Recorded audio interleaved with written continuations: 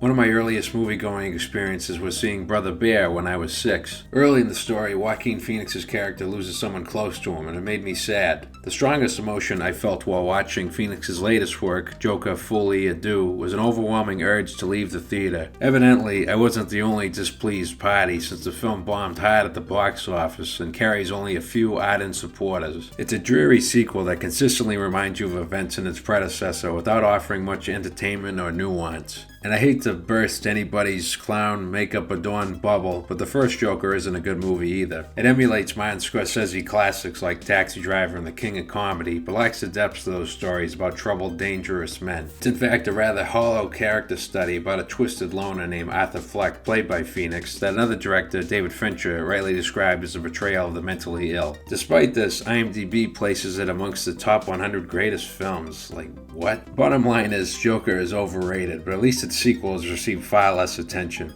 It picks up where we left off before, with Arthur imprisoned at Arkham Asylum as he's being tried for murdering the talk show host Murray Franklin, played by Robert De Niro. In case you've forgotten that event during the 5-year gap, the movie will remind you at least 35 or 45 times, which gets irritating. I mean, wouldn't it have gotten annoying if in The Empire Strikes Back, characters were constantly exclaiming, "Hey Luke, remember when you blew up the Death Star? Wasn't that something?" After all, the best sequels continue the story rather than dwell upon past events. The courtroom sequences are meant to be a rebuttal of sorts to the fans who wrongfully idolize the Joker character, as witnesses are summoned to describe how Arthur traumatized them. Primarily illustrating a character's depravity through dialogue is pretty lazy and ham-handed. I mean, it's a movie, you want to show, not just tell. Not to mention these scenes are just a chore to sit through, especially compared to the engrossing Anatomy of a Fall from last year. The most significant new development in the sequel is the introduction of Harley Quinn, played by Lady Gaga, a fellow Arkham patient who inexplicably develops a romance with Arthur.